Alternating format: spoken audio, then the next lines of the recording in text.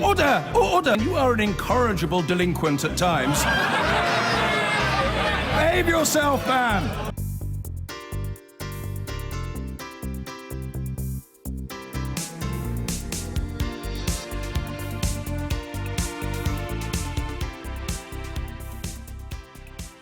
Big question this afternoon is, can the Prime Minister survive the disintegration at the top of her cabinet? This is Sky News, live from Westminster, where there's no doubt that Theresa May's leadership of the Conservative Party and the country is in deep trouble. The Foreign Secretary, Boris Johnson, has stood down this afternoon, the biggest resignation yet of Mrs May's time as Prime Minister. He left the government less than 24 hours after the Brexit Secretary, David Davis, and one of his ministers quit, and there's no guarantee there won't be more resignations to come. Our political editor, Faisal Islam, reports. Finally, at lunchtime, when Boris Johnson was due to be escorted to host an important Balkan peace conference, the outriders peeled away. The trappings of office gone, Foreign Secretary no more. Perhaps the clue was in the delivery van that turned up earlier outside his residence, but there'll be no more jogs from Carlton Gardens for Mr Johnson. The news dropped by Downing Street in a terse emailed acceptance thanking Boris for his work, apparently keen to appear in control of the timing of the resignation announcement, but it occurred just ahead of the PM appearing in the Commons to explain the Chequers proposal that brought about the loss of both Mr Johnson and her Brexit Secretary David Davis from Cabinet. The Chief Whip, Julian Smith, just behind Mrs May, seemed to be checking who exactly had turned up on the Cabinet front bench. I want to recognise the work of the former Secretary of State for exiting the European Union, for the work he did to establish a new department and steer through Parliament some of the most important legislation for generations. And similarly to recognise the passion that the former Foreign Secretary demonstrated in promoting...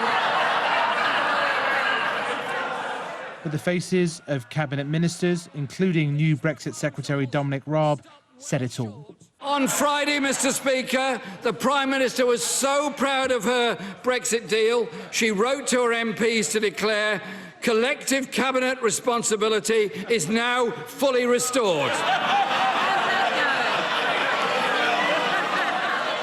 The Brexit debate from Chequers far from won. In fact, now going into a painful period of extra time. Well, the Environment Secretary added his own words and said, one of the things about this compromise is that it unites the Cabinet. The Chequers compromise took 2 years to reach and just 2 days to unravel. But most concerning, at this moment of weakness for the Prime Minister, Tory Brexiters holding back the support and piling on the pressure for her to abandon the Chequers deal. Within 48 hours of the Prime Minister's statement on Friday, I received over 300 emails, disheartened, dismayed and telling me that democracy is dead. Will my right honourable friend explain what obstacles there will be to trade and how this will work? This week, the activists were so disappointed about what had happened at Chequers.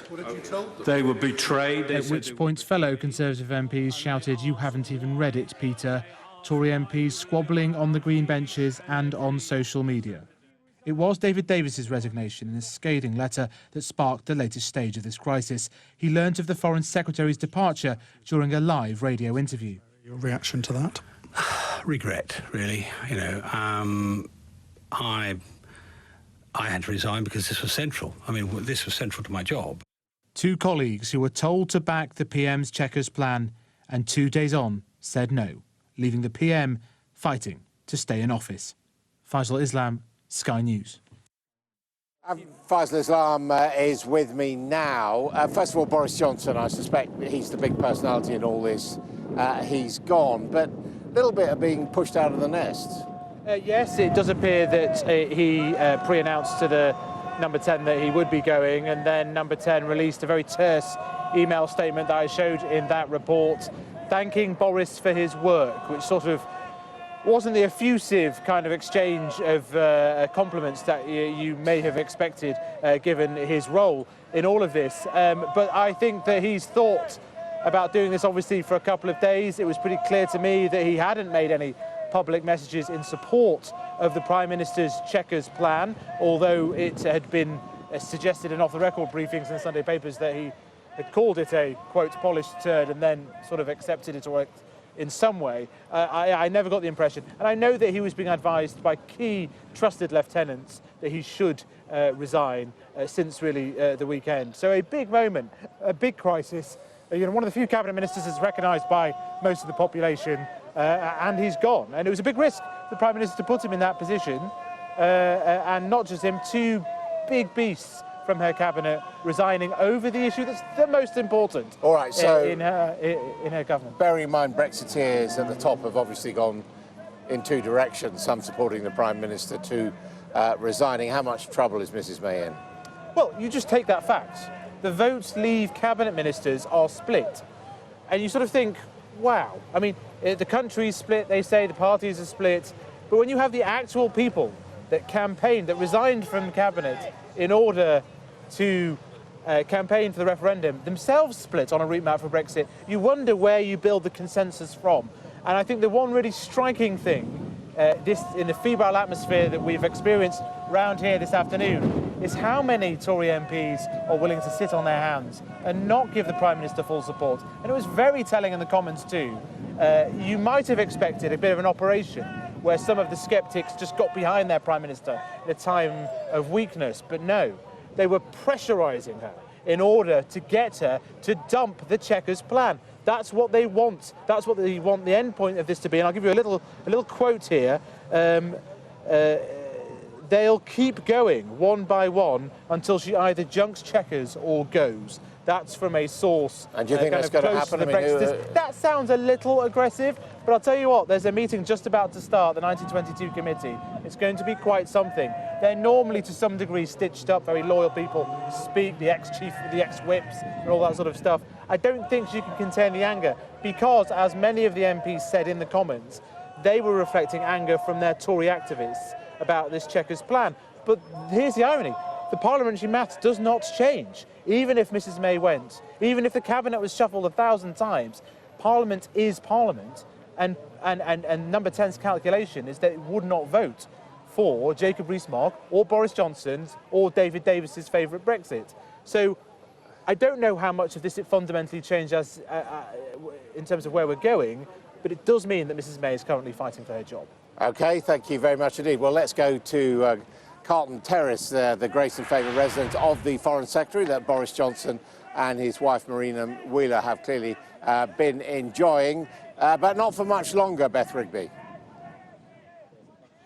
Hi, Adam. We're still waiting for him. We've been here for quite a few hours now, and the whole camera crews and the media are gathered here. I can tell you the red boxes have been removed from the official residence.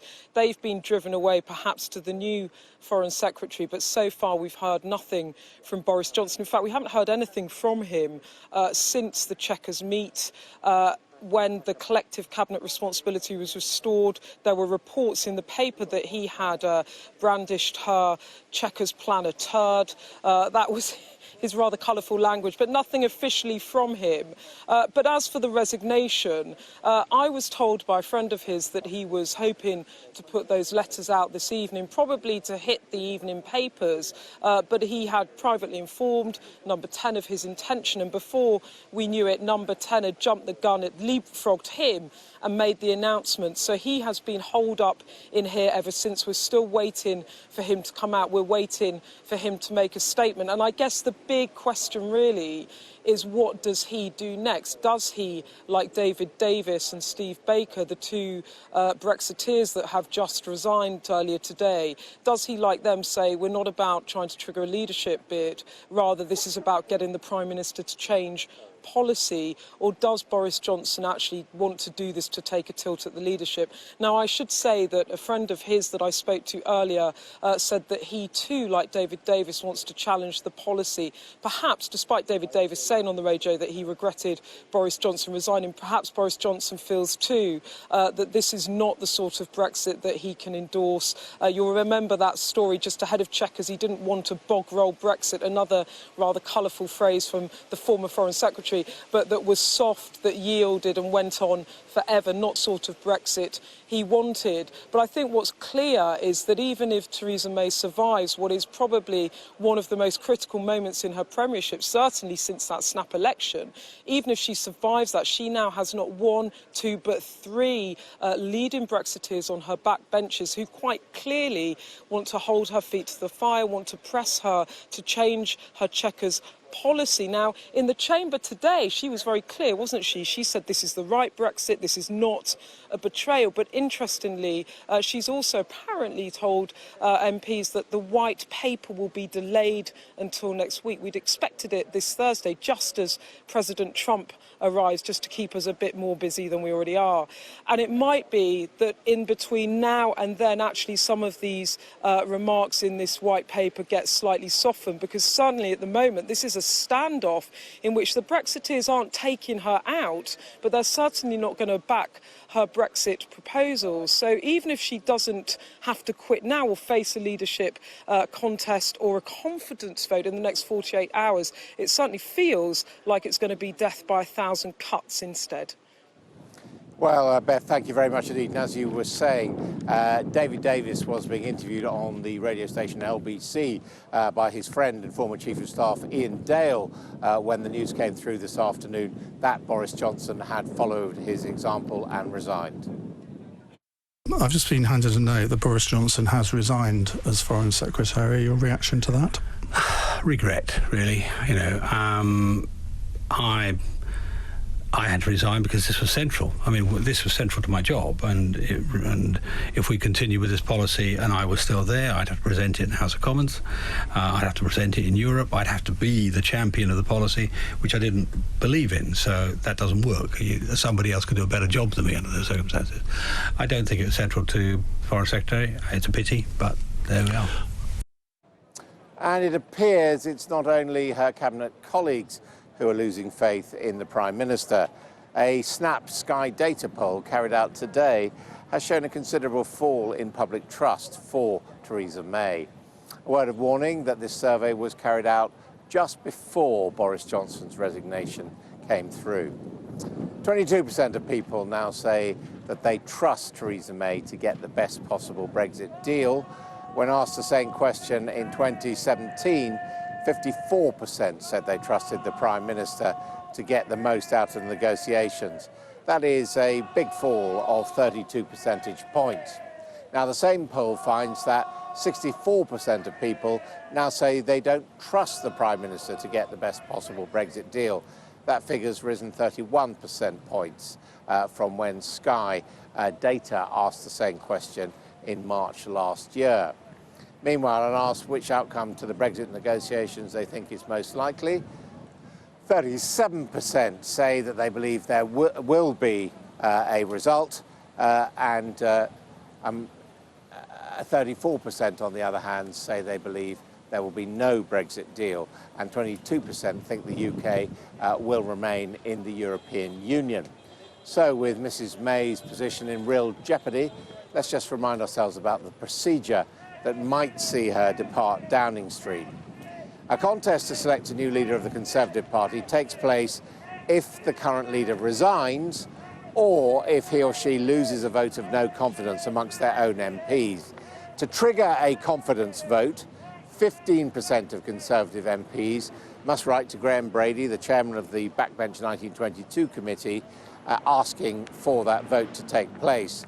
There are currently 316 Tory MPs in the House of Commons, so that means Sir Graham would need to receive 48 letters to call a ballot. If Theresa May chose to fight voluntarily, she would need to win more than 50% of the vote to stay in office. And we should say that Downing Street sources are saying in those circumstances, Mrs May will stand and fight for her leadership, but we're not there yet. Let's go to our senior political correspondent, Jason Farrell, who's in Downing Street. Jason, very much a We Stand Firm message from Theresa May today.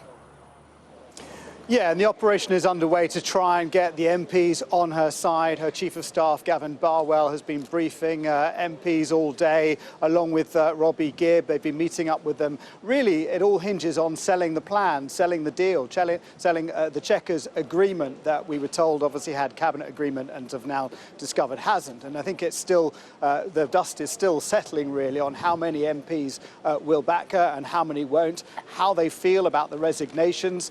We have to remember that when Boris Johnson decided to come out for vote leave, it was historically probably one of the most prominent factors in the referendum results. It was an extremely significant moment. Now, he might not carry quite the same weight now as he did back then in terms of his popularity amongst the wider public and indeed amongst the party. But nonetheless, when these MPs are deciding whether to put their names to a letter, one of the things they have to think about is who is going to replace Theresa May? What kind of party are we going to have at the end of this? And now that Boris Johnson is out there as a loose cannon, that is something that they might cling on to and think we can put him at the head of the helm and he could deliver the kind of Brexit potentially that we want. But it was interesting, wasn't it, to hear David Davis saying that he was disappointed that Boris Johnson had stood down. He didn't feel that the Foreign Secretary had the same responsibility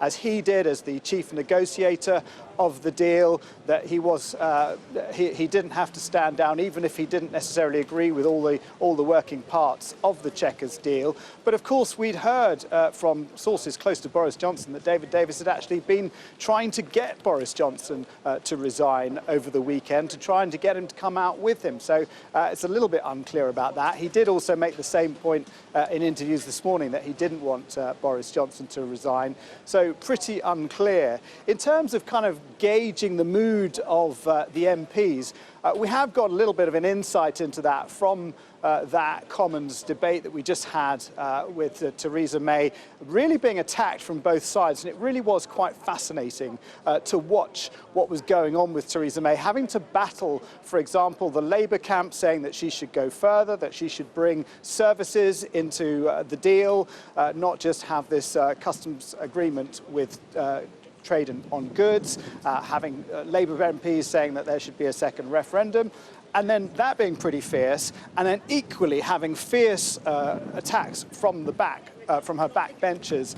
So, for example, and I think these are the things that are really going to hurt Theresa May. For example, Peter Bone saying he was with activists over the weekend who meet every Saturday to go out and campaign, and they all decided that they weren't going to campaign for the Conservatives. They felt betrayed. Now, obviously, he is a strong Brexiteer, but nonetheless, that will hurt. And Andrea Jenkin making the same point. She said she'd had 300 emails, all of the nature that people in the constituencies, people who are Conservative activists, feel betrayed by the Chequers deal. But then, of course, she's also now getting congratulations from people like Anna Soubry on her backbenches saying that she's moving in the right direction. So where does this leave her in terms of her chances of remaining the leader of the Conservatives? I think it really does all hinge on how well she can sell this deal, whether she thinks it can, whether she can persuade people that it is workable, and also that she can sell it to the European negotiators when it comes to actually trying to get it through and pass the EU. OK, Jason, thank you very much indeed. Just this minute got the resignation letter from Boris Johnson. I'll try to read it to you. It's quite long. It's more than 2 years since the British people voted to leave the European Union on an unambiguous and categorical promise that if we did so, they'd be taking back control of their democracy. They were told that they would be able to manage their own immigration policy, repatriate the sums of UK cash currently spent by the EU, and above all, that they'd be able to pass laws independently in the interest of the people of this country. Brexit should be about the opportunity and hope. It should be a chance to do things differently, to be more nimble and dynamic, and to maximise the particular advantages of the UK as an open, outward-looking global economy. That dream is dying, suffocated by needless self-doubt. We've postponed crucial decisions, including the preparations for no deal, as I argued in my letter to you last November, with the result that we appear to be heading for a semi-Brexit, with large parts of the economy still locked in the EU system, but with no UK control over the system. It now seems that the opening bit of our negotiations involves accepting that we're not actually going to be able to make our own laws. Indeed, we seem to have gone backwards since the last Chequers meeting in February, when I described my frustrations as Mayor of London in trying to protect cyclists from juggernauts. We had wanted to lower the cabin windows to improve visibility, and even though such designs were already on the market, and even though there'd been a horrific spate of deaths, many of female cyclists, we were told that we had to wait for the EU to legislate on the matter. So, at the previous Chequers session, we thrashed out an elaborate procedure for divergence from the EU rules. But even that now seems to be taken off the table, and there is in fact no easy UK right of initiative. Yet, if Brexit is to mean anything, it must surely give ministers and Parliament the chance to do these things differently to protect the public. If a country cannot pass a law to save the lives of female cyclists, which that proposal is supported at every level of the UK government, then I don't see how that country can be truly independent. Conversely, the British government has spent decades arguing against this or that EU directive on the grounds that it was too burdensome or ill thought out. We are now in the ludicrous position of asserting that we must expect huge amounts of precisely such EU law without changing an iota, because it is essential for our economic health, and when we no longer have any ability to influence these laws as they are made. In that respect, we are truly headed for the status of a colony, and many will struggle to see the economic or political advantages of that particular arrangement. It's also clear that by surrendering control over our rulebook for goods and agri-foods, and much else besides, we'll make it much more difficult to do free trade deals. And then there's the further impediment of having to argue for an impractical and undeliverable customs arrangement, unlike any other in existence. What is even more disturbing is that this is our opening bid.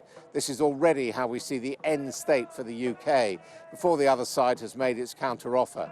It's as though we're sending our vanguard into battle with the white flags fluttering above them. Indeed, I was concerned, looking at Friday's document, that there might be further concessions on immigration, or that we might end up effectively paying for access to the single market. On Friday, I acknowledged that my side of the argument were too few to prevail, and congratulated you on at last reading a cabinet decision on the way forward. As I said then, the government now has a song to sing. The trouble is that I have practiced the words over the weekend and find they stick in my throat. We must have collective responsibility. Since I cannot in all conscience champion these proposals, I have sadly concluded that I must go. I am proud to have served as Foreign Secretary in your government. As I step down, I would like first to thank the patient officers of the Metropolitan Police who've looked after me and my family at times of demanding circumstances. I am proud of the extraordinary men and women of our diplomatic service over the last few months. They have shown how many friends this country has around the world, as 28 governments expelled Russian spies in the unprecedented protest at the assassination of the Skripals. I suppose he means attempted assassination. They've organised a highly successful Commonwealth summit and secured record international support for this government's campaign for 12 years of quality education for every girl and much more besides. As I leave office, the FCO now has the largest and by far the most effective diplomatic network of any country in Europe, a continent which we will never leave. So Boris Johnson there really giving Mrs May both barrels, and I think a lot of people will associate that line about being sent into battle already waving the white flag with that very damning indictment from Sir Geoffrey Howe of Margaret Thatcher sending the team into bat with the cricket bat already broken. This is a personal attack. There are no pledges from Boris Johnson in that letter of personal loyalty to Theresa May's premiership, pledges which we have heard from other resignees today, namely David Davis and Steve Baker.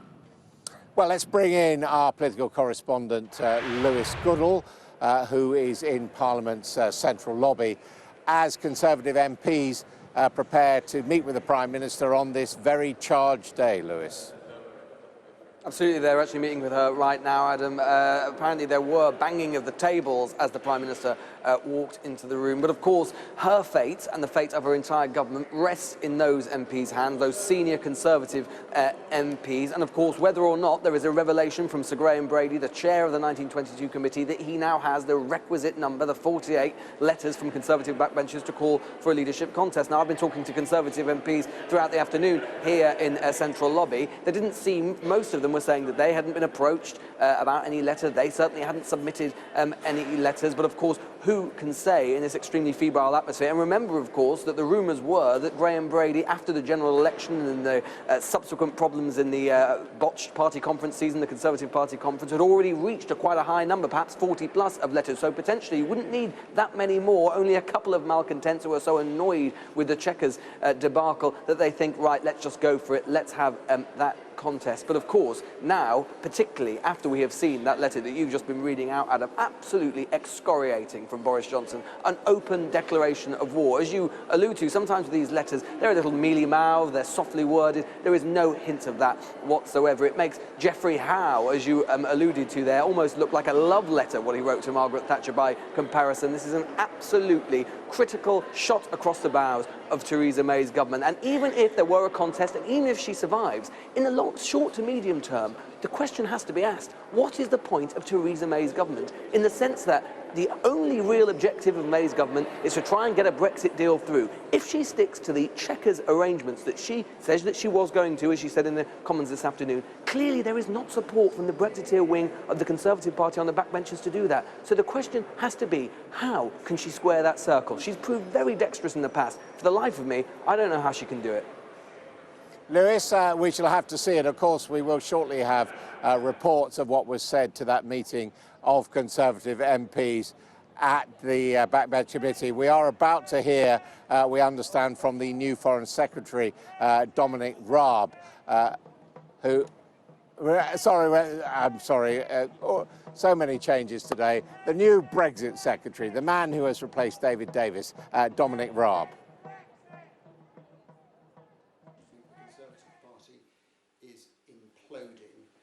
Is this government still fit for purpose? Absolutely, and what we're going to show is by getting on and delivering what was agreed at Chequers. This is a difficult issue. There's tensions in all the parties and in the country at large, but what we've got to do is, you mentioned the challenges of Brexit, we've got to rise to those challenges, and the way I'm going to try and do that is by forging a team spirit amongst the parliamentary party, the government, and also the country at large, and really focusing on the benefits and the opportunities of Brexit whilst being ready in case the negotiations do break down, which is not what we want, but we must be ready for. Thank you. Well, that was Dominic Raab. He is the new Brexit Secretary. He has replaced David Davis. His old job at Housing has gone to Kit Malthouse. Chris Heaton-Harris is promoted into the Department of Brexit, replacing Steve Baker, who also resigned. So that's still a centre of people who backed Leave at the time of the referendum. In a day of extraordinary drama at Westminster, the Foreign Secretary Boris Johnson has become the second senior minister to resign from Theresa May's government. His departure follows that of David Davis as Brexit Secretary overnight. Mr Johnson's resignation has fuelled serious speculation about the future of Mrs May's leadership. Today's events took place just 3 days after the Prime Minister secured a hard-won agreement in Cabinet on the shape of the Brexit process. Boris Johnson has yet to make any public statement. David Davis said he couldn't support Theresa May's Brexit plan, saying it gave away too much to the EU too quickly.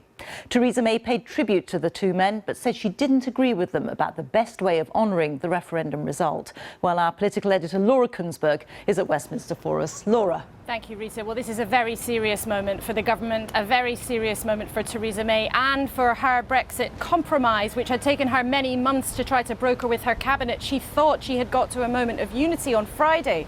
But at midnight, David Davis smashed that unity apart, and then Boris Johnson's resignation around 3 o'clock made things even worse. And in the last couple of minutes, I've just received a copy of his resignation letter, which is extremely scathing. In it, he writes that the dream of Brexit is dying, suffocated by needless self-doubt. He goes on to suggest that the government's current strategy would leave the UK with the status of a colony, far from the dream of what he and others campaigned for, a new vision of Brexit which he and others in the government had pushed for in the referendum only just over 2 years ago. Tonight, Theresa May is without a Foreign Secretary and with much of her authority disappearing. Where was their man? The Brexiteer-in-chief's drivers prepared to leave 3 times but stood down. It wasn't actually a removal van, but it's one way to quit. Simply don't come out of the house and go to work. Then, around 3 o'clock, the drivers left without him. Boris Johnson followed David Davis out the door, the second senior minister in 24 hours to quit. The drivers may have gone, but still no sign of Boris Johnson, who has just become the second senior figure of the government to walk in less than a 24-hour period. Theresa May's main Brexit policy under attack, moments before she's due to stand up on her feet in the Commons and deliver it. But by losing the biggest voice, the biggest cheerleader for Brexit, number 10 will be wondering what on earth could happen next. Only moments later, the Prime Minister made her backdoor exit on her way to the Commons.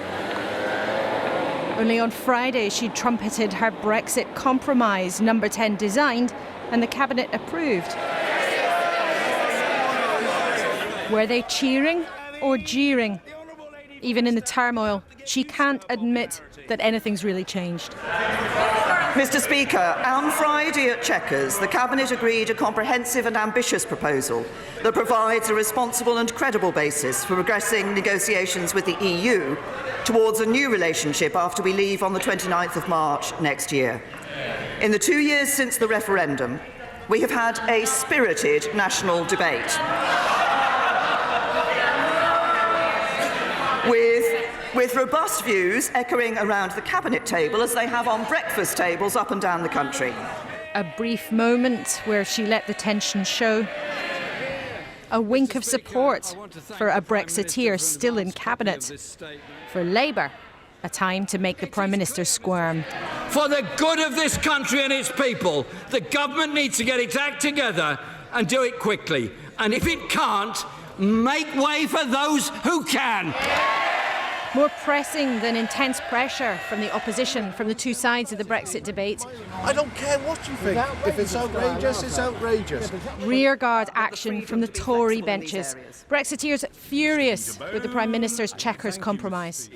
This week, the activists were so disappointed about what had happened at Chequers. What did you tell them? They were betrayed. They said they were betrayed, and they asked why. They asked why do we go out each and every Saturday to support the Conservative Party, gets MPs elected, and sir, for the first time in over 10 years, that group refused to go out and campaign. What would the Prime Minister say to them? This is not a betrayal. I believe, though, that is what people voted for when they voted to leave, and we will deliver in faith with the British people. It already feels like weeks ago, but after a late-night call where he quit too, David Davis explained this morning the root of Theresa May's problem. Many Brexiteers think her compromise doesn't mean Brexit at all. The policies are that we are now proposing to use the same rule book or the same laws really as the European Union, not equivalent, not similar, but the same. I'm worried that what the European Union will do is simply take what we've offered and ask for more or wait for more. If we carry on with this plan and leave on those terms, is that really leaving at all? I don't think so. But, you know, as I said in my letter, I hope she's right and I'm wrong. We'll see. It'll be down to the fine detail. That's the thing. But many of our viewers might think, look, the Tory party's been arguing amongst themselves about this for 2 years. And hang on, the man who was meant to be in charge of this policy has now just walked away. I mean, doesn't it look self-indulgent? Isn't it your duty to stay and try to make those compromises and try to make this work? I have been making compromises for 2 years. That's the point. And which is fine. That's as it should be. But there comes a point when the compromise is too far. And that's the point we're at now. And how? For me. The Prime Minister's future may be determined by the Cabinet Brexiteers who are left. Michael Gove, loyal on TV yesterday, unusually brisk this afternoon. One source warned if the Prime Minister doesn't drop her plan, then another minister will go, then another, and another, until she does. She has a new Brexit secretary, but must find a foreign secretary. One that can help her preserve her government and what authority is left. Laura Koonsberg, BBC News, Westminster. Well, Boris Johnson has led his political career as a colourful maverick. Our Deputy Political Editor John Pienaar has been looking back at his time as Foreign Secretary. Up or down, in or out of government, there's no one else quite like Boris Johnson. Very, very well organised. It's going well, he said, hanging in the air like his future now. Boris Johnson helped front the Leave campaign. Now this is a once-in-a-lifetime chance. Afterwards, he told friends he owned Brexit. Becoming Foreign Secretary was a surprise, especially to him. Butting into Brexit negotiations wasn't. Sometimes speaking to Brussels. The sums that I have seen that they propose to demand from this country seem to me to be extortionate, and I think to go whistle is an entirely appropriate expression. And even lecturing Theresa May. The Brexit plan is that crazy? Are you ready to resign? Calling the PM's ideas crazy in her favourite paper and not resigning was pushing it. Many loyalists thought so. I don't want him managing the Brexit process. This is backseat driving, in effect. Yeah, you could call it backseat driving, absolutely. I hope all my colleagues in Parliament will get behind her in the same way. But that wasn't the Boris Johnson way. Crossing the globe as Foreign Secretary was the ceremonies, the salutes, and the silly media stunts that somehow only he knew how to carry off. A 200-million-year-old life form. And the Boris Johnson way owed nothing to conventional ideas of collective responsibility, as when he rubbished the notion of a Brexit compromise. And the risk is that you will end up in a sort of anti-room of the EU, locked in orbit around the EU, in the customs union to a large extent in the single market.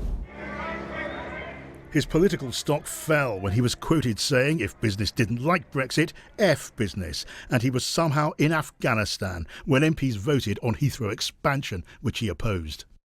Now he's given up his post, but not his platform. Hardline Brexiteers will look to Boris Johnson to fight for the Brexit they want, and against the Prime Minister the hardliners don't. That struggle is just getting started. John Pienaar, BBC News.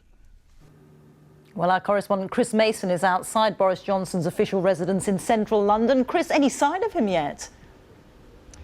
Yes, good evening, Rita, from 1 Carlton Gardens, where the Foreign Secretary has been holed up all day, and suspicions began to build early this afternoon about precisely what he might be up to when he failed to turn up at a summit, a Balkan summit that he was meant to be chairing. There was people there who travelled from all over Europe tweeting, saying, where is our host? Then at 3 o'clock, news from Downing Street that he was departing, and immediately the trappings of office started to desert him. His outriders leaving, but still no sign of him 3 hours on. Now we know in that time he's been penning that withering letter that we've heard some of the contents from Laura just a couple of minutes ago.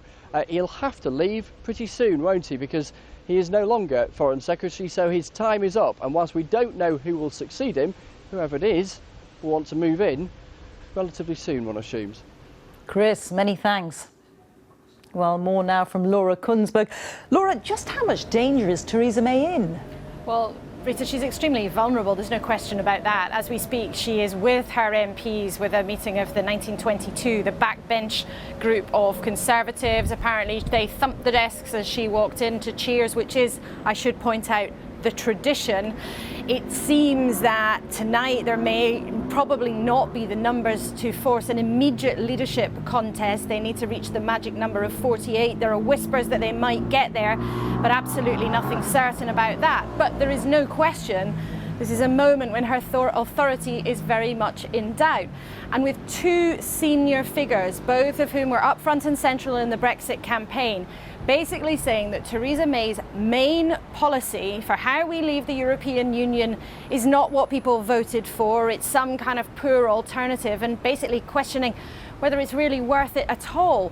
It's going to be extremely difficult for her to defend the decisions that she has made, and it's going to be extremely difficult for her to preserve that compromise that took her weeks, months, and then hours on Friday with the rest of the cabinet to actually get through.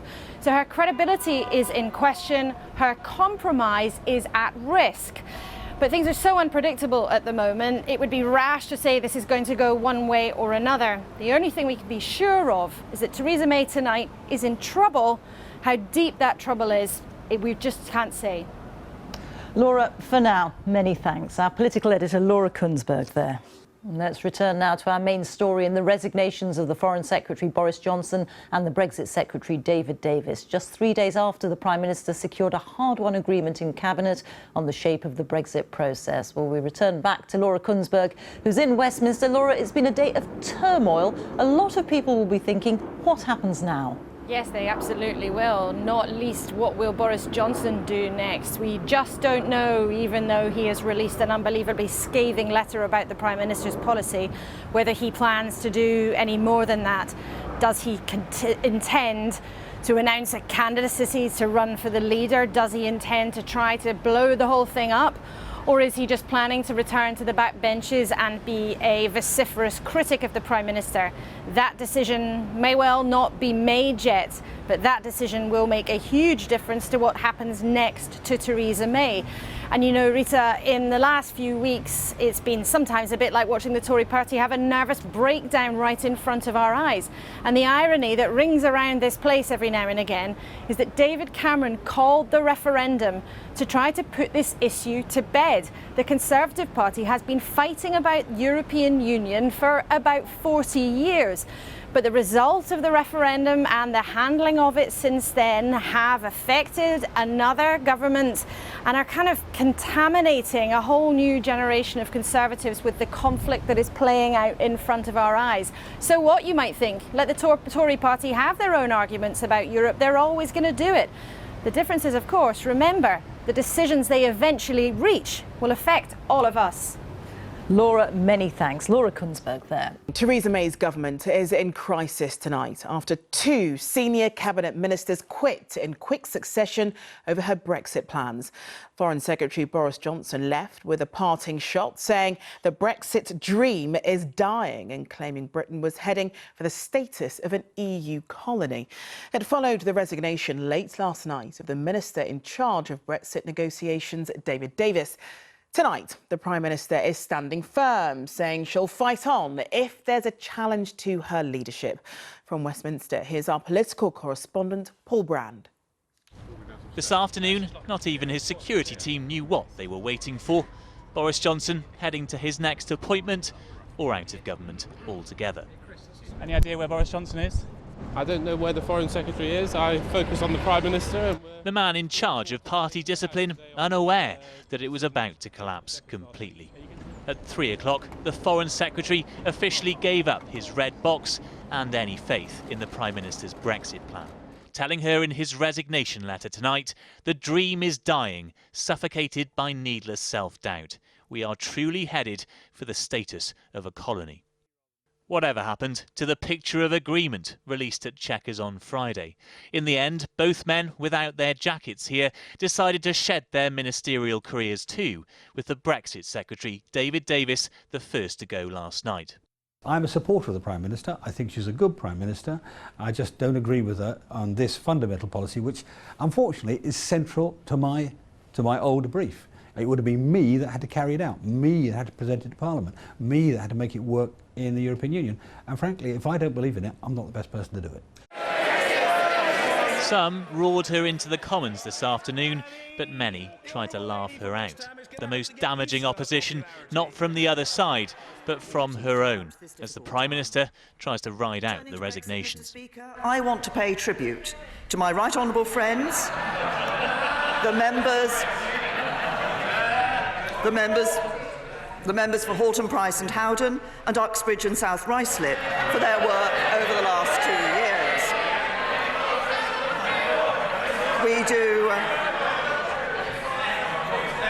We do not agree about the best way of delivering our shared commitment to honour the result of the referendum.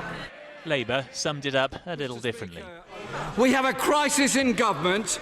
2 Secretaries of State have resigned, and still we're no clearer on what future relationship with our nearest neighbours and biggest partners will look like. Workers and businesses deserve better than this. The Prime Minister, who thought she'd held the room on Friday, is tonight fast losing her grip on her party. Paul Brand, ITV News, Westminster. OK, let's talk to our political correspondent, Libby Vina, who's outside Carlton Gardens in central London. Libby, this was Boris Johnson's official residence and he's been locked in there all day, hasn't he? Yes, well, it's almost 2 years since Boris Johnson was appointed Foreign Secretary. And as you say, tonight he is still holed up inside his official, or what was his official residence here in Carlton Gardens, just off the Mall in central London. Photographers, cameramen and journalists have been camped outside all day. They haven't seen a glimpse of the Foreign Secretary. But as we heard, he has quit, citing the fact that he thinks that the dream of Brexit is dying, that he believes that we're heading for a semi-Brexit. And interestingly, in that letter to the Prime Minister, he also talked about his concerns about cyclist safety, how they had been hampered by EU law, something that had worried him when he was Mayor of London. Well, of course, he has been Foreign Secretary. He has been in a position to shape events, but he clearly feels that the type of Brexit that Theresa May is now offering is not something that he can sign up to. About an hour and a half ago, we saw 2 red boxes leaving his official residence. We assume they were his, perhaps being got ready for the incoming Foreign Secretary, whoever that might be. And about an hour ago, the Conservative Party official photographer went in. I asked him whether he was there to take an official photo. He said simply, one for the album. Libby, thank you. The reaction of Theresa May's own party is now crucial to her future. The deal she thrashed out at Chequers was supposed to unite the cabinet, but it's exposed divisions that will be felt here and in Europe. Here's our political correspondent, Carl Dinnan. A new Brexit secretary is the most obvious effect of today's Westminster eruptions. Dominic Raab, a Brexiteer of long standing, but clearly one who still feels he can influence events from within government. Others think the Davis and Johnson resignations have already done just that. The Prime Minister has not gone with the promises that she had previously made. They've been watered down to the point that we are, or would be, in a semi-suspended state of membership of the European Union. And that 2 really important senior cabinet ministers devoted to Brexit have left really undermines the credibility of what was agreed at Chequers. If the call came from the Prime Minister, would you serve as Foreign Secretary, perhaps? No, not on the basis of having to accept the Chequers deal. Of course I wouldn't. Which, of course, is pretty much how Boris Johnson feels. The bastion of independence. The man who did as much as anyone to bring about Brexit yet again in the political wilderness after a weekend of agonising. I spoke to him yesterday evening. I know that he was mulling things over. He was having conversations. He thought that David Davis might resign. He has spent, in some ways, the last few months, the last couple of years as Foreign Secretary, running almost a counterinsurgency to protect what he believes people voted for in Brexit terms. For the most part, Brexiteers in and out of cabinet still support the Prime Minister, if not her policy. I don't think there'll be a leadership challenge. I don't think there should be a leadership challenge. I think it's all about now delivering the best deal for Britain. And I think the responsibility of every single member of Parliament is to make sure we work to achieve that. But even if the Prime Minister is stable here, the UK's negotiating partners seem gloomy about the prospects for Brexit. The mess caused by Brexit is the biggest problem in the history of EU-UK relations. And it is still very far from being solved, with or without Mr. Davis. The question now is whether Brexit without Mr. Davis or Mr. Johnson makes Brexit without a deal any more likely. Carl Dinnan, ITV News, Westminster. Well, our political editor, Robert Peston, is in the House of Commons. Robert, Mrs May is meeting her backbench MPs right now. Will she face a leadership challenge? So I've just come back from loitering outside the very sweaty room where they're all crammed in, spoke to a couple of Tory MPs who left early, who said that, that she performed in the way that she normally does, with resolve. These events are always stage managed, so in the audience there were quite a few positive remarks from loyal backbenchers, but also an absolutely crucially criticism of her Brexit policy, the so-called Chequers plan, which many Brexiters among her MPs think leaves far too much power with the European Union to set our rules for the production of goods and for the production of food. And what I am hearing is that if she fails to change her policy, to use that phrase we all remember from the referendum, to take back more control to the UK, then she will face a very serious challenge to her status as Tory leader and Prime Minister. The Brexiters are saying she has to choose between her Brexit policy or staying as PM. Well, Robert, just extraordinary events in the past 24 hours, including your loitering. But where is this going to end? Gosh, well, I mean, the truth is these are unprecedented events. There has not, within any of our lifetimes, been the resignation within a single day of two such senior ministers. Normally, if these were normal times, we would expect a Prime Minister to be gone within days. And the nearest analogy I can actually find is the sort of late 80s when the Prime Minister then, Margaret Thatcher, lost her Deputy Prime Minister and her Chancellor, and she did eventually go, but that took many, many months.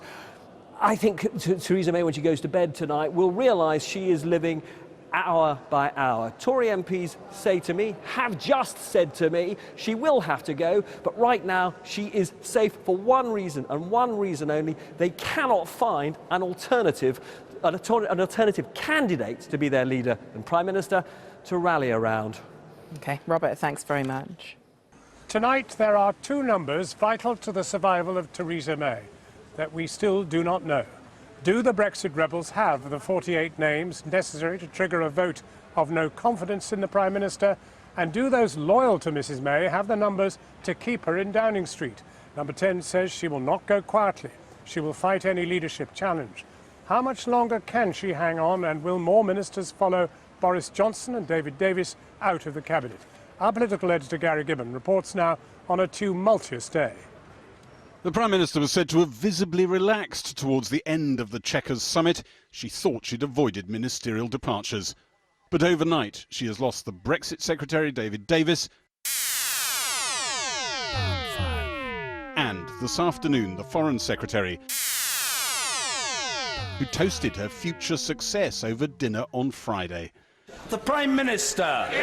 Boris Johnson told Mrs May he was resigning just as she was about to make a statement to the Commons. Number 10 unusually announced his resignation for him before he'd even written his formal letter. Turning to Brexit, Mr Speaker, I want to pay tribute to my right honourable friends, the members for Halton, Price and Howden and Uxbridge and South Ruislip for their work over the last 2 years.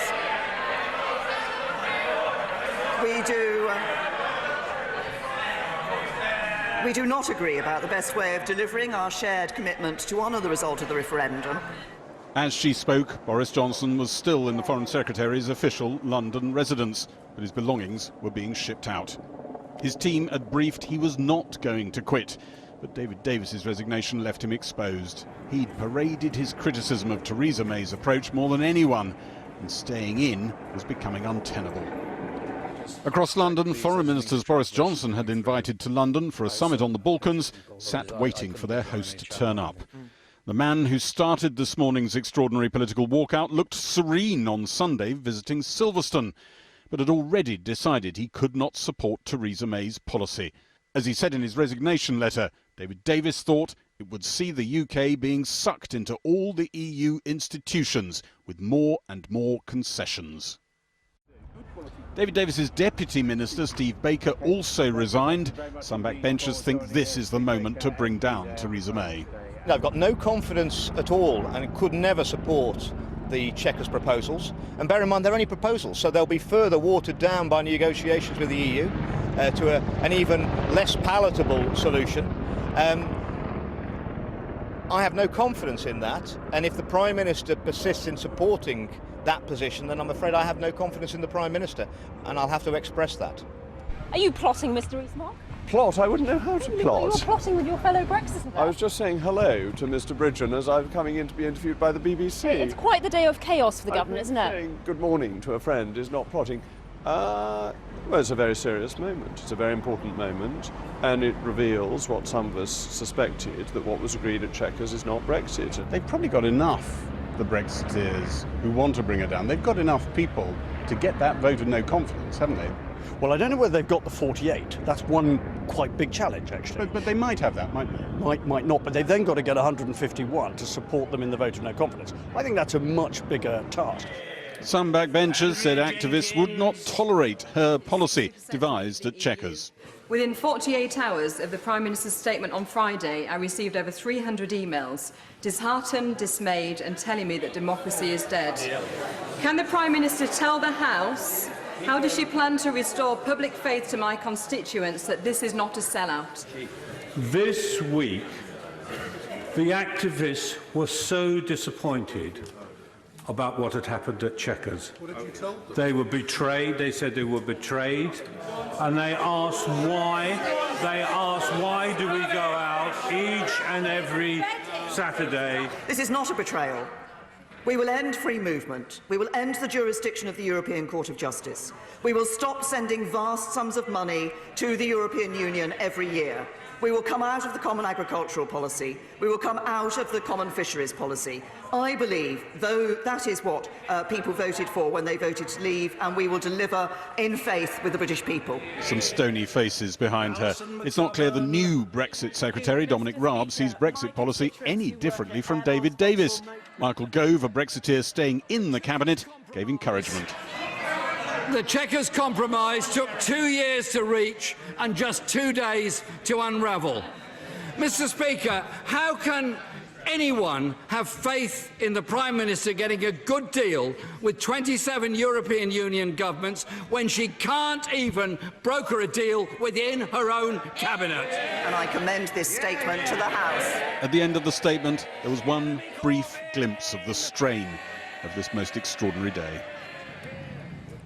And Gary is with me now, and armed with the resignation letter of Boris Johnson. Is he dead meat or on his way to Downing Street? I don't think he thinks he's dead meat, and a lot of effort has gone into this. It's a mixture between a column and a sort of personal manifesto in a way. He talks about white flags fluttering over the British negotiating position. He says he gets the sense that further concessions on immigration, even beyond what he thinks he caught at Chequers, might be on the way, and that we might end up effectively paying for access to the single market in the future. The trouble is, he says, I've tried these words, defending the policy, over and over again over the weekend, and I find that they stick in my throat. Well, it could be that what he was working out over the weekend, and maybe particularly after David Davis's resignation, was that he was looking awfully exposed. You can't really carry on in government if you don't have friends on either side of the party, of this very divided party at the moment, and he was in danger of alienating Brexiteers, those remaining who had stuck with him, I think. Well, now, the very prominent backbench Tory committee, the 1922 committee, has been in session, just broken up. They never leak, but you know. Well, they leak pretty well. I don't think it gives us many clues. 23 of the 25 contributions made in the room were incredibly supportive of the Prime Minister. Those who were trying to fire the odd shot at her that were critical didn't really fire with enormous accuracy. I think if you were in the room, you might just scratch your head and wonder if you're in a parallel universe. But those who are most unhappy with the direction of Brexit policy are now having to work out what their tactics are. It seems that they are not keen, some of them, the leaders, I think you're going to talk to one of them soon, in going down the route of a vote of no confidence. I think some of them have done the maths. They're not entirely sure that even if they had enough numbers to trigger that, and they may well, they couldn't be confident that they had enough numbers in the way that Parliament works, the Tory Parliamentary Party works. When there's a threat like this, they couldn't be sure that they had the numbers to topple Theresa May. And so it looks like they are embarked upon a policy of attrition, wearing away at her government, at her policy, trying to get it to change tack, probably hoping that the EU does some of the work for them in throwing it back at them. And that is where they seem to be intent at the moment. That could include more ministerial resignations if they can prompt and steel their colleagues to do them. Cara Gibbon. Well, now, amid the shouting of stop Brexit, or is it long live Brexit, I can't tell which, I might just tell them if they could be quiet for a minute. Guys, could you shut up for just 3 minutes? 3 minutes, I've got someone to speak to. Hold up, guys, hold up, hold up, hold up. I'll be back with you in 3 minutes. Joining us now is prominent Brexiteer Jacob Rees-Mogg, who chairs the European Research Group. Jacob Rees-Mogg, have you signed a letter demanding the Prime Minister, demanding a vote of no confidence in the Prime Minister? No, I have not. So does she face a challenge? I don't think so. I think Gary's analysis, as so often, was very accurate and very well thought through. My concern is about the policy rather than about the individual. Well, let's just deal with the individual first, and then I'll come to the policy. Yes. Because the individual's under siege. Well, the individual did a massive U-turn on Friday with a complete change in policy that doesn't, to my mind, represent Brexit means Brexit, or the Lancaster House speech, or indeed our commitments in the Conservative Party manifesto.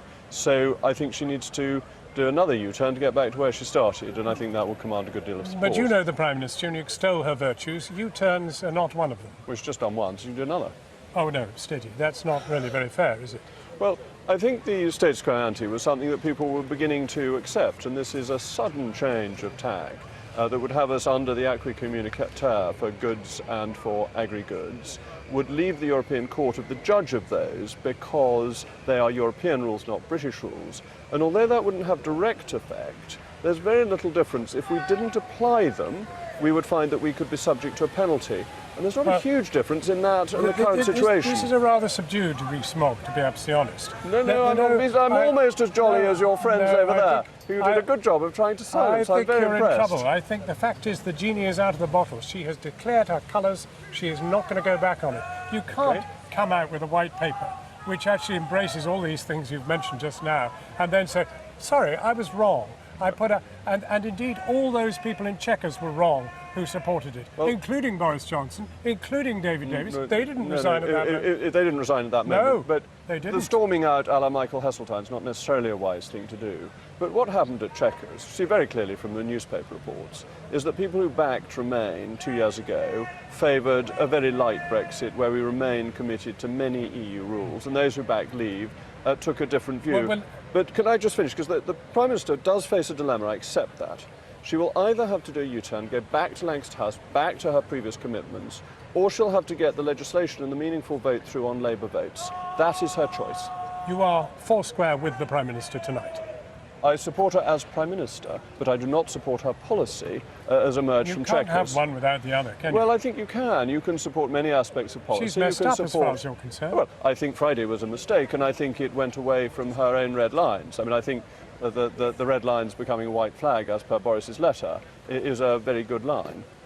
I mean, would you support Boris Johnson for Prime Minister if the worst happens? Well, I supported Boris Johnson for Prime Minister in 2016. I've always thought Boris would be a brilliant Prime Minister. He's not proved himself as Foreign Secretary, though, has he? He's been a pretty bad Foreign Secretary. What evidence have you got for that? Well, the Iranian mess-up over Nazaruddin, for example. No, but he ensured that there were sanctions on Russia from almost all our allies. That was a triumph for the Foreign Secretary. Iran, you did, and I'm giving you one of his triumphs. You've picked on one misstatement, but do you think when you open your papers tomorrow you'll find the word triumph anywhere near the Boris Johnson name? It depends who's written the newspapers. As you know, this is like the cricketer given out, and the fellow says it'll say you're out in the paper tomorrow, and he says no, it won't, I'm the editor. We all know that it's up to newspapers what headlines they decide to put on.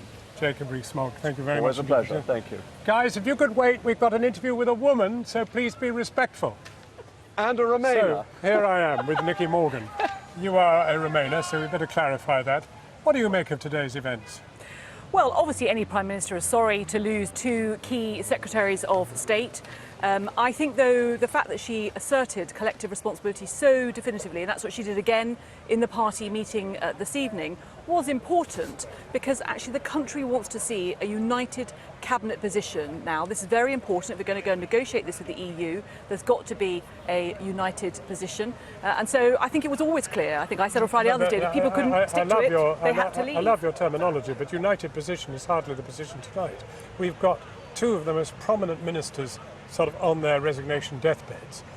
You've got the government sort of staggering all over the place, Mrs May under siege, lots of MPs talking about her having to go. That's hardly a pretty place to be. No, you see, this is one of the mistakes I think the opposition made in the House of Commons today. Actually, with Boris Johnson and David Davis gone, actually the cabinet is in a united place, and this is something that's always needed to happen. And of course, we just interviewed Jacob. I know that there are party colleagues who are unhappy about the position that has been taken. But as we've just seen in the party meeting, the vast majority of Conservative MPs absolutely wanted that united position, and then they were reminded there about the dangers of disunity, what that does to electorates. and the important thing is to get on with it now. And I think, no, you introduced Mr. But Remainer. The point so is, actually, we're all kind of past that now. The point is actually about delivering a Brexit deal that's in the national interest. That's what the PM chose to do on Friday. Jacob Rees-Mogg saying there were no circumstances in which he or any of his band of followers would accept that white paper, that it is, as far as he's concerned, it's dead.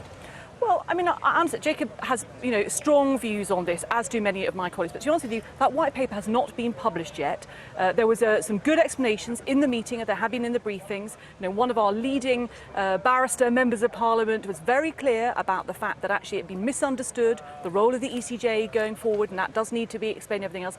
I don't think colleagues should be saying we won't vote for this or won't vote for that. This has got to be about what's in the national interest. But you're a Remainer. You didn't vote Remain in order to find yourself in a European Union where we might have some benefits, but we would have absolutely no power whatever over any of the issues in which we were engaged. Well, as I was just saying to you, I think the honest truth, the terms Remainer and Leaver are kind of done now. We're 2 years out from that. The point is now to get a deal by which we do have a close relationship with the EU for business and jobs. That's the important thing. But a businesses powerless are saying one in this. which we have no say, nobody in the European Parliament. No, but that's not. No way of actually influencing policy which affects those businesses that you refer to. We will always have a way of influencing policy. Many of those businesses, for example, want to be part of some of the European agencies. Therefore, they will have a voice. We will always be able to explain our position to the European Parliament. But, there's always got to be compromises and trade-offs in terms of getting to the right Brexit deal. Look, I wish we weren't here. 2 years ago, I was very clear about the benefits remaining, but my side didn't win. I think the British public now want us to get on with a deal in the national interest. If she rings you up in the succeeding few weeks and says, Nicky Morgan, will you come back? Will you? I think that's highly unlikely. I love my job as a Treasury Select Committee chair. Look, it's a huge honour to be a Cabinet Minister. I've done it before. You're there to serve the country, but I think it's very unlikely that I'm on the call sheet. Nicky Morgan, thank you very much indeed for joining us. Cathy. Thanks, John. Well, we're still waiting to hear from Boris Johnson himself. He's still tucked up inside his residence. If anything emanates from there, we'll obviously bring you that as soon as we get it.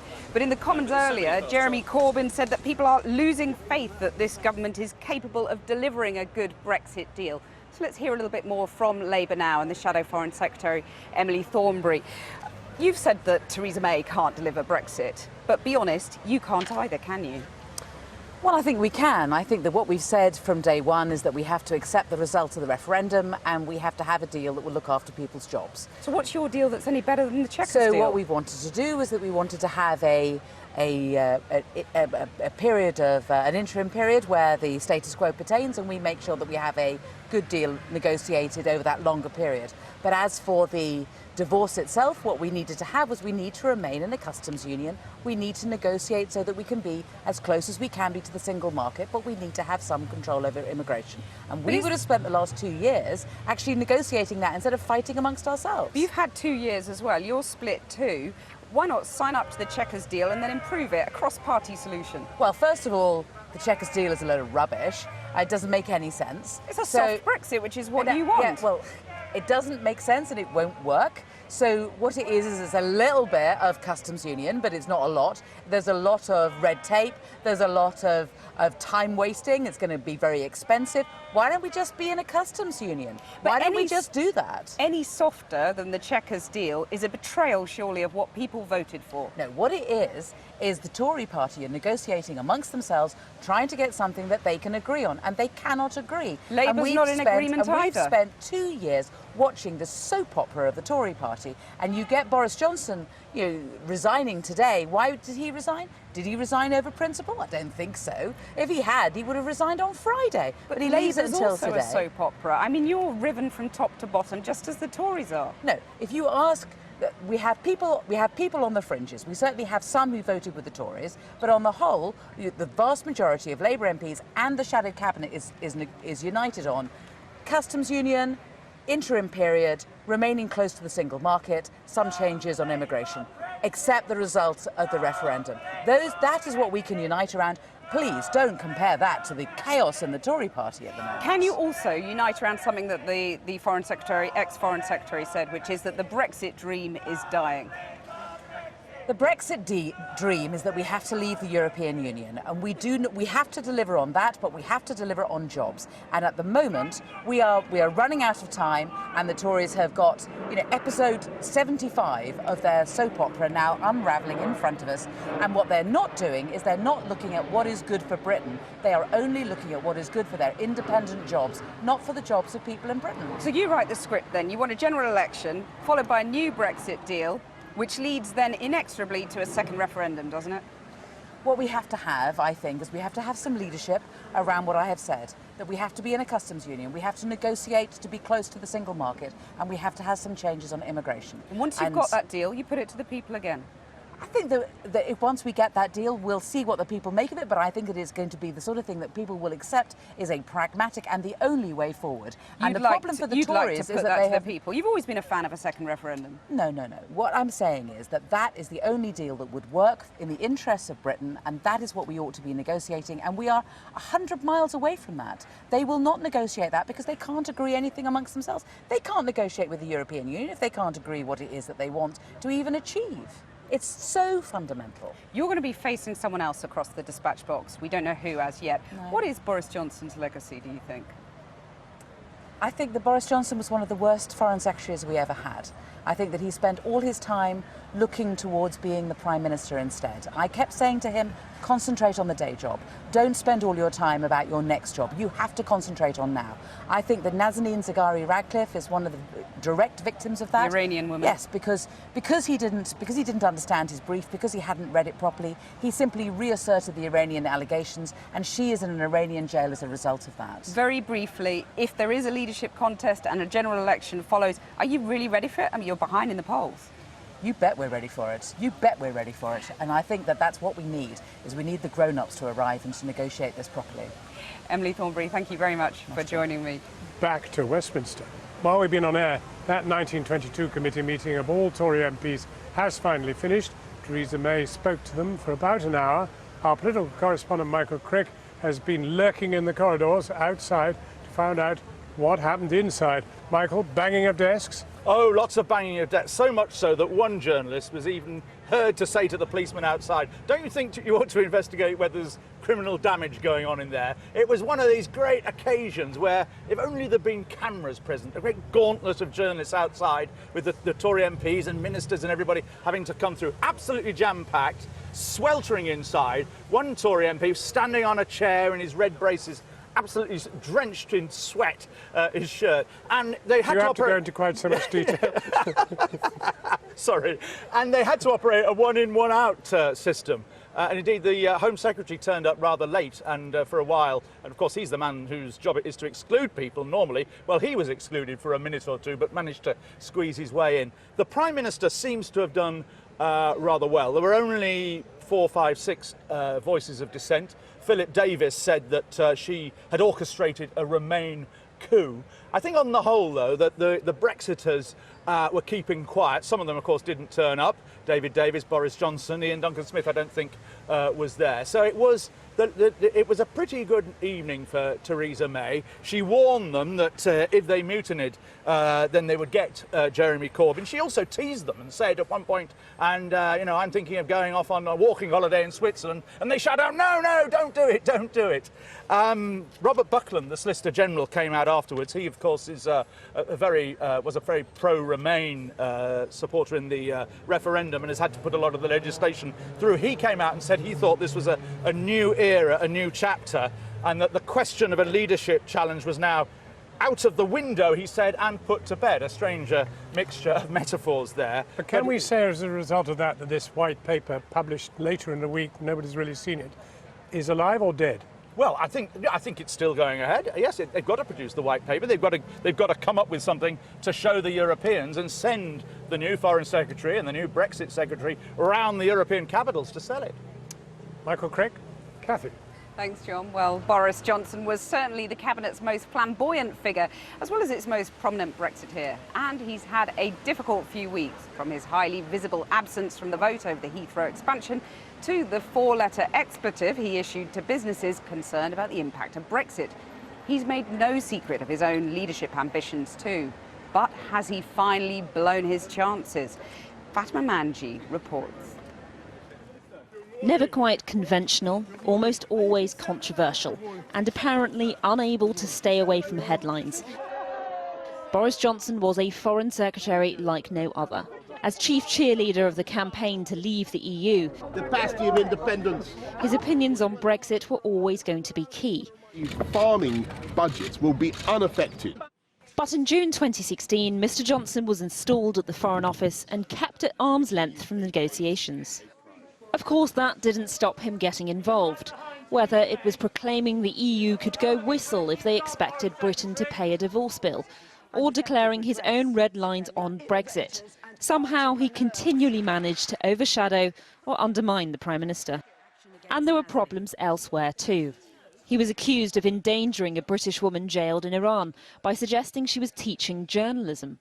Nazanin Zaghari-Ratcliffe's family say she was only on holiday.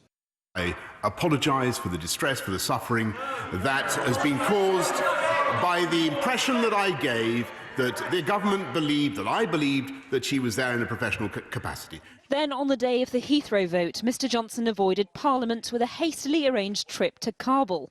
His opponents claimed he was running away from the issue. On Friday, he apparently likened Mrs May's Brexit proposals as akin to polishing a turd, but appeared to go along with the cabinet until today. After failing to turn up at a summit for foreign ministers that he was due to host, Boris Johnson's departure was announced by number 10. Well, he's apparently been holed up here at the official residence for the Foreign Secretary with his closest aides for hours. Now, Boris Johnson has decided to resign and decided that this isn't a version of Brexit that he wants to promote. But the real question is, just what is his next move? He always felt constrained by the Downing Street operation and perhaps not the most obvious candidate for the diplomatic role of Foreign Secretary either. So it's been a difficult fit for him. Whatever you think about Boris, he's a ton of vision.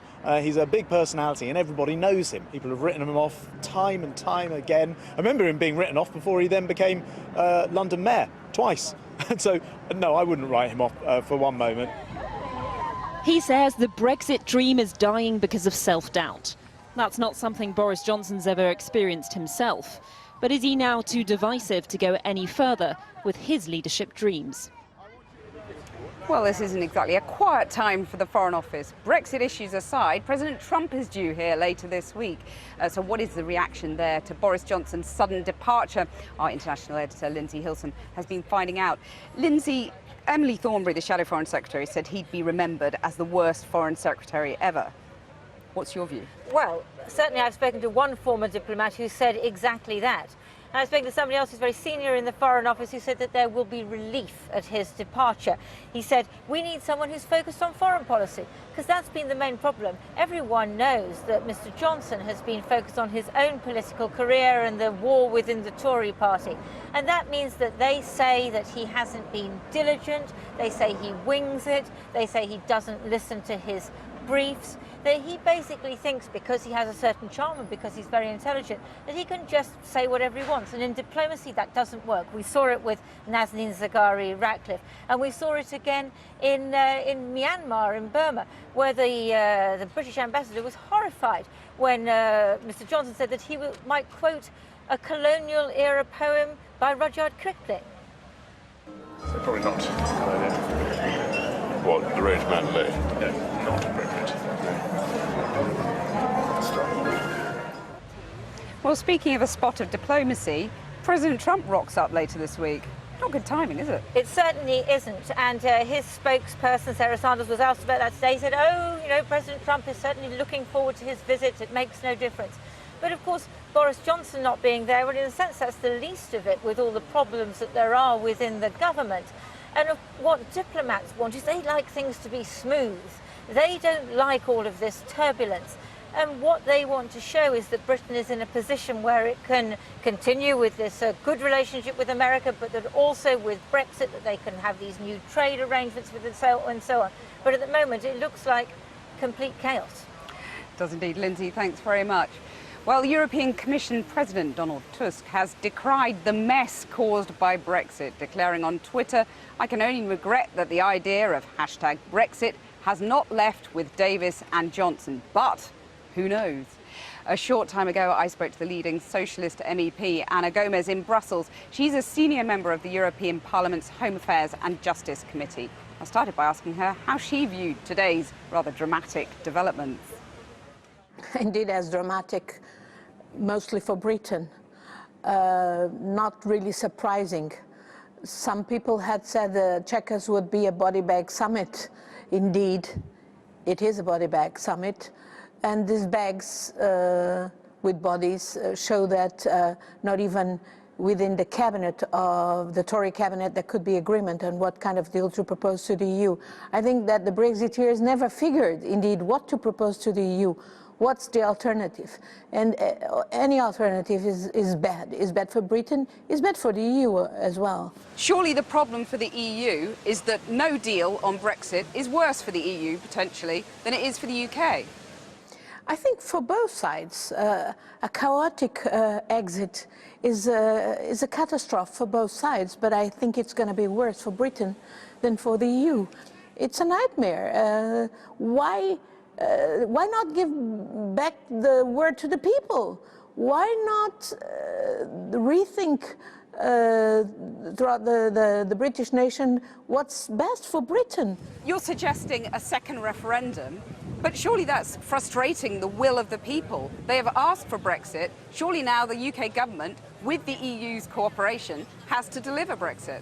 Well, first of all, as you know, it's very clearly demonstrated the majority of the people who voted for Brexit voted on the basis of lies by the Brexiteers who would never be able, as it is demonstrated, to deliver, because they had no alternative, really. So what's there now as an alternative? It's a disaster for Britain.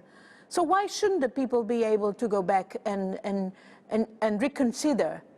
Isn't it equally disastrous for the EU, given all the cars, for example, that the Germans manufacture, the wine that the French export to Britain? So therefore, doesn't the EU need to move towards Theresa May? Absolutely. I mean, the EU will move one way or another, but those of us who are truly pro-European, of course we would like to keep Britain in the EU. Britain belongs to the European Union, and that's why a second referendum is a perfectly democratic way out of this mess. And yes, it's been a waste of time for everybody, for the EU as well, but rather have it back on track on the basis of a democratic decision by the people of Britain than just going down the cliff, because this is what it is. It's going down the cliff for Britain and for the British people. Just finally, do you think that Boris Johnson and David Davis are a big loss to the UK cabinet and also, obviously, to the Brexit project? No, I don't think they were any big loss, but I think David Davis obviously had never any strategy, never understood what was at stake, and Boris Johnson neither, but Boris Johnson probably has an objective, which is to unseat Theresa May. So I think that the strategies of these two egotistic men are different. And actually, it's a mess in which the Tory party indeed put Britain. And the EU as well, in a way. Ana Gomes, thank you very much for joining us. After the break, where next for a government in crisis? We'll be discussing the options with some top political experts. After losing two big beasts from her cabinet, how much longer can Theresa May keep her own job? Where tonight's news is dominated by the resignations of Boris Johnson and David Davis over Brexit. And a few moments ago, another junior member of the government resigned, Chris Green. He was PPS for the Transport Secretary, declaring Brexit must mean Brexit. Joining me now with their reaction are the Spectator editor Fraser Nelson, former Labour advisor Aisha Hazarika, and the Times and Spectator columnist Matthew Paris. Let's just start with one background question. Is the white paper, what you know of it, this particular formula for Brexit, worse than Brexit itself in your mind? Well, this is Brexit. I wouldn't say it's not Brexit. Leaving the EU is Brexit. Now, whether this is a great betrayal depends on what you voted for Brexit for. If you wanted to come out of the EU, it does that. End free movement, it does that. Vastly cut the payments to the EU, it does that too. Does it get out of a single market? Not really. And if that, for you, is a red line, as it is for Boris Johnson, then sure, it's a betrayal. But for lots of other people who voted for Brexit, it won't be that much of a big deal. For them, it wasn't really about the trade deals. It was about other freedoms which are actually being achieved. So it all depends how hard you like your Brexit boiled. Matthew Paris, it is as if we have been through the Red Sea, the parting of the waves, terrible mayhem, red blood in the sand, and now the waves are coming back over. Of course, there's this resignation tonight. Is this the worst political crisis that you can remember since Suez? Oh, good Lord, no. There have been terrible. Michael So it's a mere Heseltine drop in a storming teacup. out. Yes, I mean, John Major put up with far worse from the Euro crazies than Mrs May. I don't think is he ever having talked to. about polished turds. No, his language, well, bastards, I think, came up, as far as I recall. And as a recall, what do you make of it? Well, Brexit just continues to be, as Danny Dyer said, the Shakespeare of our time, a mad riddle that nobody can solve. And I think Fraser hit the nail on the head. Everybody has different interpretations of what they want for Brexit. It's now been put through this political filter with the Conservative Party, and it's pointing to a bigger battle in the Conservative Party. It's actually beyond Brexit. It's a battle for the ideological heart of the Conservative Party. And Theresa May has always been trying to sort of bring these groups together, and I think it is an impossible task. But apparently there were only 6 people who really voiced opposition in the 1922 committee, Fraser Nelson. So has she won? Well, when the Tory MPs met about an hour ago, there were, of course, normal signs of support for the Prime Minister, but it doesn't mean to say she's won. But here's the thing, under Tory rules, they can only make one attempt at a confidence motion a year. If they fail, they have to wait for a whole year. So they'll only make an attempt if they're sure they're going to win, and they don't have the numbers. Neither David Davis nor Boris Johnson has much of a plan for what next. So there will have been lots of phone calls made today. Can we topple her? Answer, no. So I think we can see it fizzling out. Is that how you read it, Matthew? I think fizzling out is the most likely thing. I remember there was a point when lots of Gordon Brown's ministers started resigning, and we thought it would become an avalanche, and it didn't.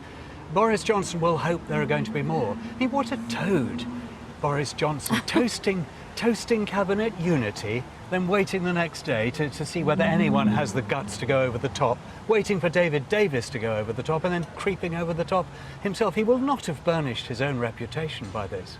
As one who toiled for Harriet Harman and indeed for Ed Miliband, how do you read the Labour Party at the moment? Because, to be absolutely honest, there's nobody in the country who knows a hang what Labour's policy on Brexit is. But in a way, Labour has not been defined by Brexit in the same way that the Conservatives are right now. You can have many, many criticisms over Jeremy Corbyn, but actually he's proving to be a very lucky general in politics. But forgive me, and Labour is being defined by it. It's literally not knowing the hell what it's going to do. I'm not sure if that's the case, because I think if you're a Labour supporter, you're more a Labour supporter because of things that have been like highly anti-austerity, you know, you want a different type of economy. Brexit is not the crisis it is for the Conservatives are caught in this Brexistential crisis. The Labour Party has got many, many problems of its own, but I don't think Brexit is its key issue with the wider public. I completely agree with that. It now defines the Conservative Party, and it could destroy the Conservative Party. Again. Yes. But I think the Conservatives It's extraordinary you're veering between total peace and complete mayhem. Perhaps that's where we are. It's not total peace. It is that Theresa May must not exaggerate the size of the threat. I think it will subside. I think the Tories know they're one step away from a kind of Reservoir Dogs finale to this, with the former circular firing squad. Yes. They are aware of their own bloodlust and how much it can bring the whole government down. And I think right now they're self-aware, so I think they're going to think, no, we're not going to get over this because we know how it will end. Just 1 day, 2 days of this will bring the whole pack of cards tumbling down. I don't think we can say that Theresa May is the greatest Prime Minister of all time. I mean, is she? No, I mean, I'm not asking that question. Yeah. I'm asking how on earth she's going to come through this. Well, to the extent that she has a strategy, it is to let reality do the heavy lifting, and reality is still there. Reality says there is no majority in Parliament for a hard Brexit, and reality says that most of the Conservative backbenchers are on her side. I mean, she's been managed decline politically since she fluffed up that general election campaign. But she will cope with this crisis as she does. She just has to get through the day. She literally lives day by day just to survive each and every one. And the country is suffering because there's so many other big issues that are not being dealt with at the moment. She's actually basking in Mrs. Thatcher's old phrase, TNA. There is no alternative. That's right. Tina is Theresa May's best friend, and right now she worked out on Friday. She raised the stakes because she knew that they could come at her, but they didn't have the plan and they didn't have the numbers. So it is proved. If she weathers both of these resignations, and by 2 weeks' time there aren't any more, then she may even emerge stronger because her critics in the party will have done their worst. They can't reach her, and they'll have worked out that it's her way or no way. Does the Spectator think that Boris Johnson is dead? By no means. There was lots of political life. A lot of people have written What Boris about Johnson Prime Minister? Oh yeah, there's no office of state beyond it. But you'll be surprised. It's like one of those horror films where the hand comes up at the end, you know. Oh. I think Mrs. May's problems are not in the immediate. I think they're in the middle term. She now leads a government which doesn't really have a majority. There is a minority of Brexiteers who now just want to destroy her. And whether the government's going to be able to get its business through in the months ahead is more likely to define whether she carries on and than what's what happens the answer tomorrow. to that? Well, they won't destroy it because we don't have the numbers, and it's as simple as that. And that's what we've learned today. That's what Boris Johnson is calculating this evening. What he does next is a very interesting and open question, but I can't see it leading to Theresa May's downfall, not in the short term anyway. Well, thank you very much, all three of you. For coming on the back of a motorbike. Kathy? Thanks, John. Well, it's been an incredibly fast-paced day, and we really need to check on what's been happening while we've been on air. So let's go back to our political editor, Gary Gibbon. We've been keeping a close eye on the residence of the now ex-Foreign Secretary. He's yet to leave. But what does he leave behind in his wake, do you think? A horrible mess for Theresa May. She said to one cabinet minister last week, "I'm in serious trouble if Boris and David go." And we are now in that place and trying to assess, as she is, just how much the trouble is. And we have had one piece of news from Downing Street, which is that if there were to be a vote of no confidence, the Prime Minister would definitely hang around to contest it. The great question is, will they dare? And then also, what is the threshold? Because in theory, once you've got that vote of no confidence, Theresa May might say, if I've got 50% plus one of the MPs, that's it. Awful lot of cabinet ministers, ex-cabinet ministers, backbenchers I talked to today, all came up with the same number. If her opponents got close to 100, then she'd have to go. So a third of the party would be the metric. It looks to me as though they aren't confident that they can press that button and make that whole device work, not at the moment anyway. And so Boris Johnson has had a destabilising effect. You could see she wasn't entirely comfortable with the situation at all, even though she does a rather good sort of straight face in the House of Commons. But he hasn't actually finished her off. Well, you talk about a horrible mess. Boris Johnson had another word for that over the weekend. But the 48, the other key number, the 48 letters needed to trigger this motion of no confidence. The rumour mill's been going into overdrive. What is the actual hard facts on that? The hard facts are that there are a core. Feels to me like something like 24 who would sign the letters tomorrow, another 24 who say they would, but you can't be quite so sure. What's interesting, though, is looking at how many people get exercised and animated in the Conservative Party at any one point, and how it's dividing. We were talking earlier about the 1922 committee. It was packed with loyalist MPs, lots of loyalist questions to Theresa May. This is a party that now can't share a room with itself. The other lot, the Brexiteers, the hardline Brexiteers, European Research Group, they were having their separate meeting simultaneously almost, just a little bit afterwards, and they're in another room, 80 plus of them tonight. That's a bit of a record. So they're going to carry on flexing their muscles, trying to show that they've got the capacity to inflict pain, but it's not quite clear how they're going to do it just now. And in a couple of sentences, is the Chequers plan dead or on life support? Theresa May is adamant it is still there. It will be formally announced on Thursday, but one of the most interesting developments today, reaching out to Labour MPs, some officials there, talking to Labour MPs, other opposition MPs, trying to explain the policy to them, maybe just in case they need them further down the line. I'm told that meeting turned into a horrible mixture of the thick of it meets a Danish noir, but then kind of so did the whole day. Gary, I'll let you get back to the corridors of power. Thanks very much for joining us on this dramatic day.